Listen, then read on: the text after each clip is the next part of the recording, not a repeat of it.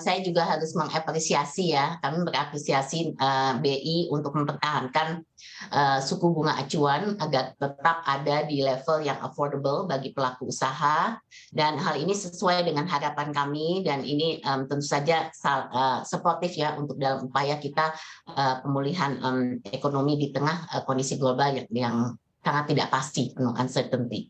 Nah, memang secara teori ada risiko tentu saja dengan kondisi yang seperti ini terhadap stabilitas ekonomi, khususnya di sisi pelemahan nilai tukar dan efek dominonya terhadap pertumbuhan dan peningkatan kinerja ekonomi nasional. Namun kami rasa BI dalam hal ini cukup prudent untuk mengantisipasi risiko yang ada, dan salah satunya juga kan dengan meningkatkan penjualan SBN di dalam negeri yang di satu sisi menambah ruang fiskal pemerintah, dan di sisi yang lain juga memiliki efek positif terhadap penciptaan stabilitas makro dalam jangka pendek menengah. Nah, sekarang kalau kita melihat bagaimana nih kita harus mengantisipasi kondisi ekonomi yang penuh dengan ketidakpastian. Jadi kalau kita lihat memang dari segi sekarang ini kan konflik ya.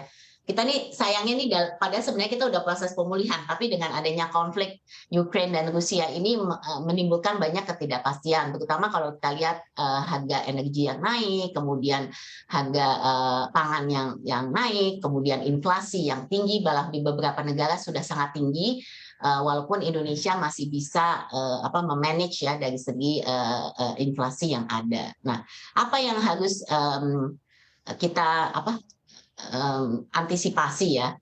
Nah, ini kalau saya lihat di sini tentu saja harga komoditas global ini pasti akan berpengaruh juga kepada Indonesia. Diperkirakan setengah dari total ekspor Indonesia ke dunia ini juga berisiko terhadap gejolak harga, karena mayoritas masih diisi dengan komoditas migas dan non-migas yang mengikuti dinamika ekonomi internasional. Kalau saya lihat tuh studi dari Bank Dunia menunjukkan bahwa bahkan di tahun 2021 itu harga komoditas energi meningkat hingga 63%, sementara komoditas non energi di angka 27%. Juga kita lihat krisis kesehatan yang masih menghantui disertai pergolakan geopolitik ini tidak menghilangkan kemungkinan bahwa pada tahun 2022 kita juga menghadapi tantangan yang sama, yaitu fluktuasi harga. Tentunya pelaku usaha ini mengantisipasi nih dampak ancaman resesi dan kenaikan suku bunga ini.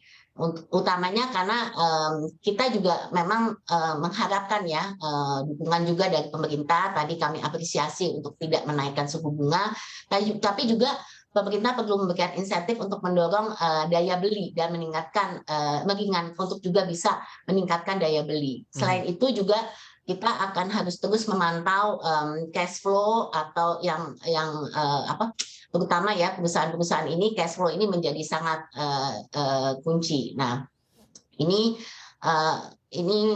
perlu kita perhatikan bahwa walaupun kelihatannya Indonesia cukup kondisinya saat ini positif dengan realisasi investasi yang kemarin juga baru dikeluarkan yang sangat baik, dengan ekspor juga yang baik, tapi kita harus mengantisipasi gitu, karena dengan adanya kenaikan inflasi seperti ini pastinya resesi itu akan bisa terjadi. Cuman bagaimana kita harus bisa membangun resiliensi ya, bahwa mengantisipasi ini seperti apa, bahwa pelaku-pelaku usaha ini harus bersiap diri juga gitu loh. Jangan kemudian kita dalam comfort zone complacent bahwa ini Indonesia ini bakal menghindari daripada resesi. Begitu sih.